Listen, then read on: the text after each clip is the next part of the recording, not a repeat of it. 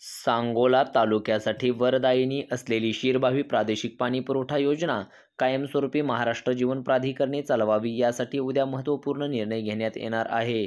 राज्याचे पाणीपुरवठा व स्वच्छता मंत्री नामदार गुलाबराव पाटील आणि आमदार शहाजी बापू पाटील यांच्या उपस्थितीत आज बुधवार दिनांक 4 सप्टेंबर रोजी मंत्रालयात उच्चस्तरीय अतितात्काळ बैठक आयोजित करण्यात आली आहे.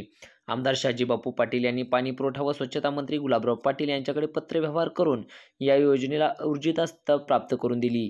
तसेच या योजनेच्या नूतनीकरणासाठी 300 कोटी रुपयांचा निधी उपलब्ध करून दिला असून सदर योजनेचे काम अंतिम टप्प्यावर आहे.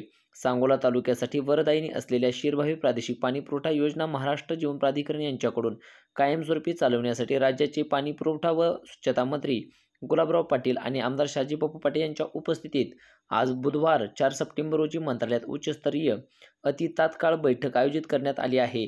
या बैठकीला पाणीपुरवठा व स्वच्छता विभागाचे प्रधान सचिव, महाराष्ट्र जीवन प्राधिकरणाचे सदस्य, जलजीवन मिशनचे संचालक, महाराष्ट्र जीवन प्राधिकरणाचे मुख्य अभियंता, सोलापूर जिल्हा परिषदेचे मुख्य कार्यकारी अधिकारी, महाराष्ट्र जीवन प्राधिकरण अधीक्षक अभियंता, महाराष्ट्र जीवन प्राधिकरण कार्यकारी अभियंता, जिल्हा परिषद पाणीपुरवठा विभागाचे कार्यकारी अभियंता या कार्यक्रमासाठी या बैठकीसाठी उपस्थित राहणार आहेत.